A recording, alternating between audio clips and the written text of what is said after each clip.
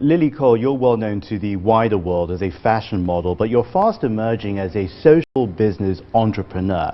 Tell us about that journey and why impossible is possible. I was always very interested in trying to work out how I could help with social and environmental issues, basically.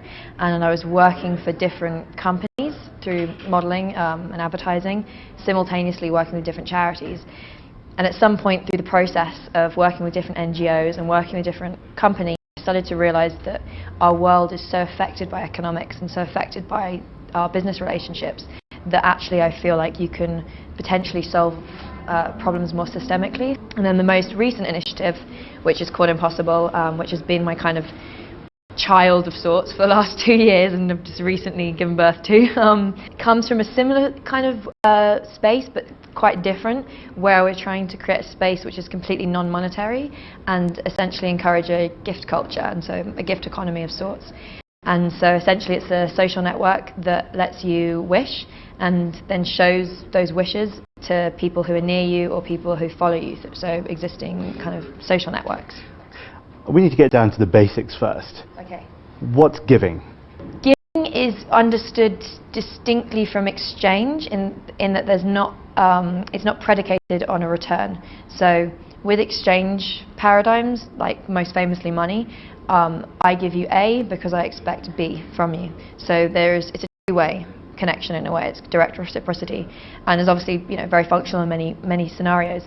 Whereas the gift paradigm is that I give you A, not expecting B in return. But there's some sort of linkage to Chinese philosophy, you're telling me. Yeah, so there's lots of writing about lots of gift cultures around the world for thousands of years, and arguably it happens a lot in our culture nowadays. We just don't count and measure it.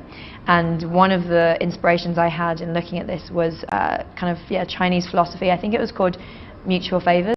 And it was the idea of just communities being run on this idea of mutual favours, which is essentially the same structure where I help you because I know then that I'm in a community of people who will one day help me.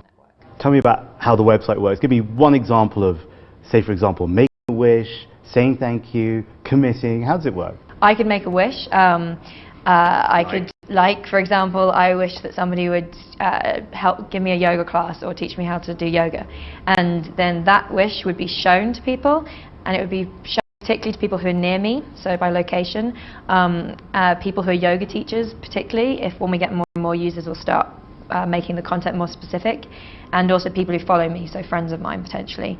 And the hope is that one of them might read it, two of them might read it and go, actually I'll answer that wish, and they can connect with me. Lily Cole, good luck and thank you very much. Thank you.